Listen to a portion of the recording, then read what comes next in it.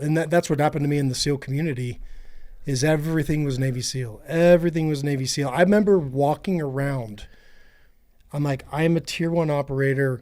I'm supposed to act whatever I thought I was supposed to act. Not the right way, I'll tell you that.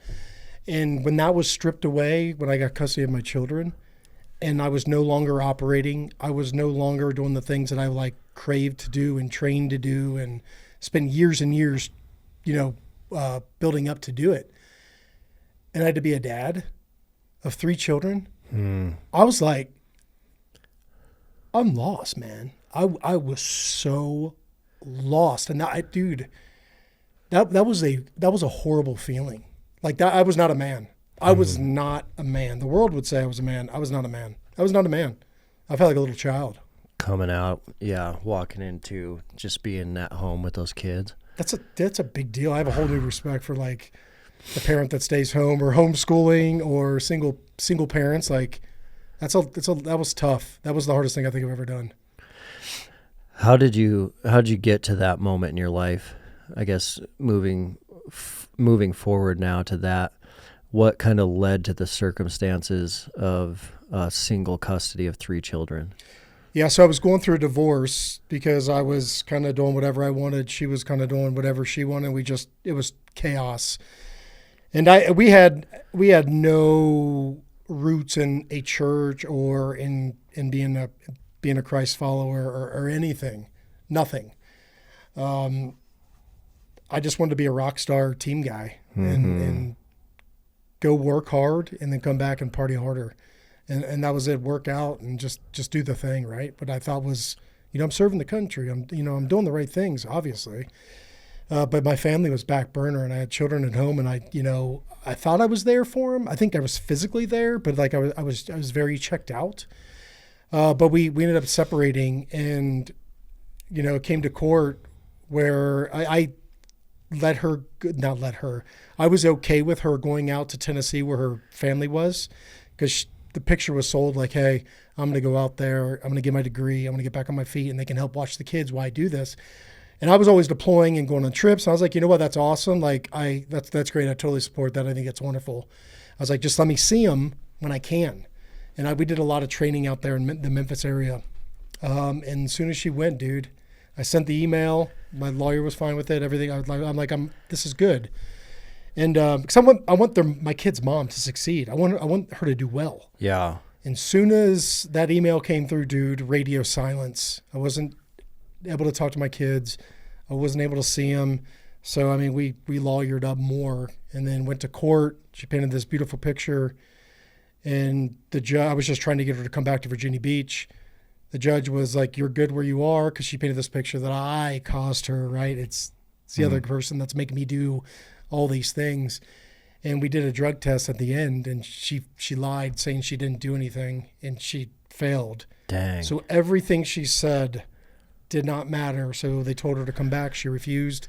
Eddie, go get your kids. Wow. And overnight, I became Mr. Mom. Which is rare. I mean, it's rare. It's very rare. It's rare for the dad to get that single custody like that. And scary. Yeah. Very scary. More scary than rare. So were you still in when that happened, or were you out? Yeah, I was slated to go to Afghanistan 3 weeks later. And I had hair was long, beard, attempted a beard. And my command, I kept them informed on everything. I'm like, hey, and no one thought I was going to get the kids. Like I was a kid. Like no one thought this. And I got custody of the kids. I was like, I can't deploy. And they were so cool. The command was so cool with me. Like, hey, dude, just figure out how to be a dad. And if we need you back here to help with like family stuff, like I got it. I'll do whatever you guys need me to do. They were so cool, dude. They were so cool. Man. And just tried to not kill my kids or myself. That like first few months, man. It was rough, dude. How old were they then? So at the time, my oldest daughter was 10. Then my next daughter, Samantha, she was 5. And then my son, Tristan, he was 10 months old. So in diapers.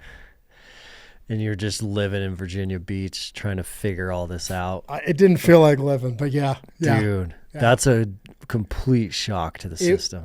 Complete. I mean, especially when you're like used to deploying with the boys, going overseas, going on trips, like doing some cool adrenaline stuff, you know? And then now you're stuck at home. It's like you're not even seen anymore. Yeah. And that's where it's like, dude, I'm alone. Like these poor kids. Like I did, dude, just the feeling alone of not knowing what to do, like what to do with them, what to feed them, how to bathe them, what do they need, clothes, like hair, you know, the things. It was just, it was all coming in like a flood, like just a flood. And had to like just go through it all. So it was rough, man. Now with some time between then and now, do you look at that season of life and see big blessings in it? Oh, 100%. It was the greatest thing that ever happened to me. I mean, they like saved my life for sure. And I talked about that in the book, is they saved my life, man. Like it really made me, not at first, but after like seeing things, because I'm used to like, I can talk to dudes, be like, yo, dude, quit doing that. And like, there's no, we're good. Mm-hmm. You can't do that with the two little girls and a kid in diapers. You can't just talk the same way. Yeah. And after some tears and like head scratching and whatever, it made me look at myself. And that's where like kind of Christ started coming in, because I had no idea what I was doing, dude. I had no clue who I was. You know, you back to the thing, you know, if you are what you do and what you do is lost, who are you? Because I was a Navy SEAL. The Navy SEAL thing was put over here for the moment. And I had no clue who I was. No clue who I was as a dad. No clue who I was as a man. And I didn't know how to be a good father for those kids at all.